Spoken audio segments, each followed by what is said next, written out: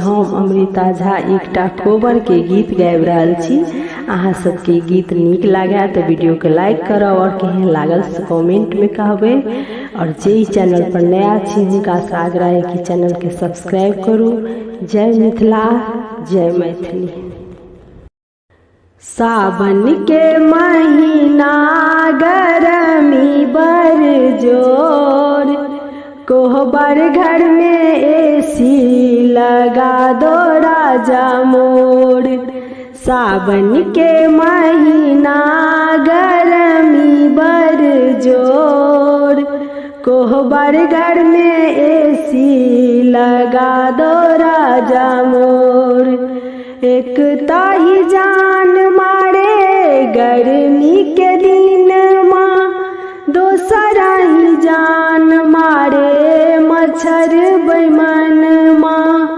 एक ताही जान मारे गर्मी के दिन माँ, दोसरा ही जान मारे मच्छर बेईमान माँ।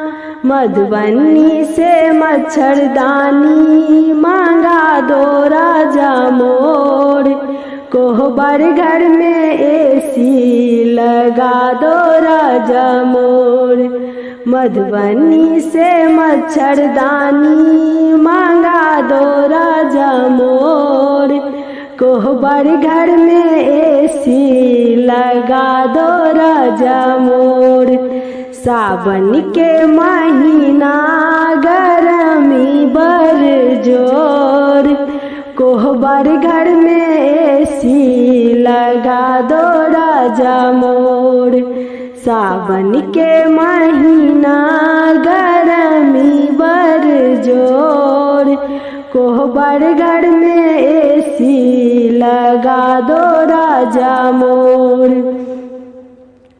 एक ताही जान मारे अखाड़ के महीन माँ, दोसरा ही जान मारे बारिश के दिन माँ।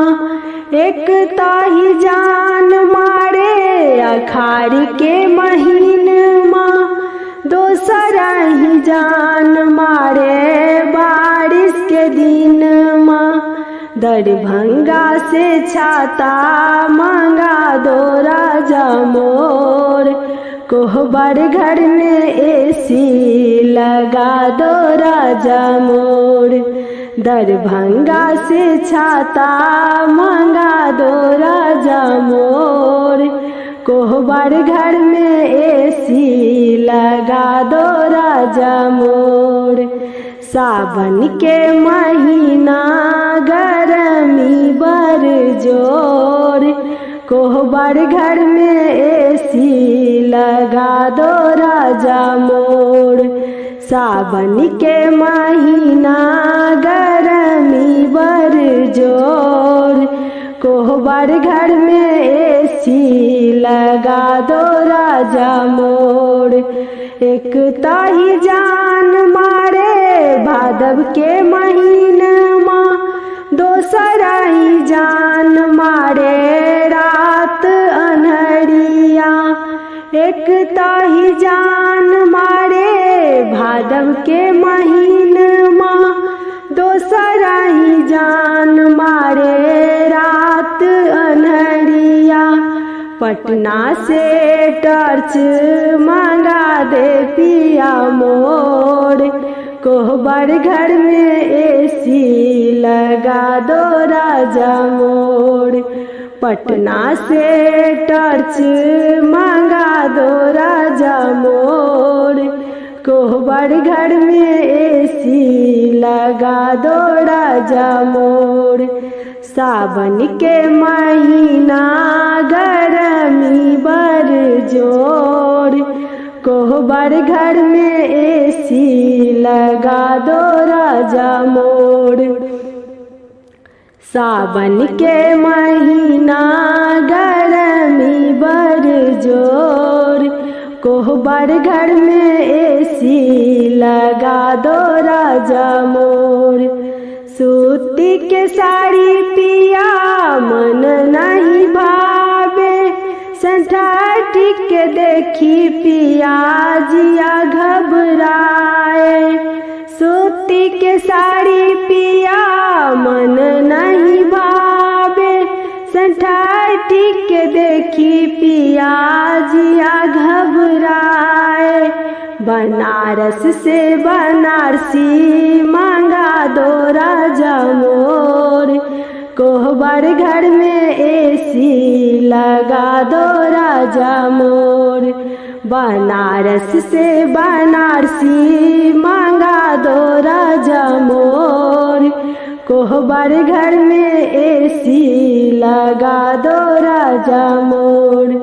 सावन के महीना गरमी बड़ जोर, कोहबर घर में एसी लगा दो राजा मोर।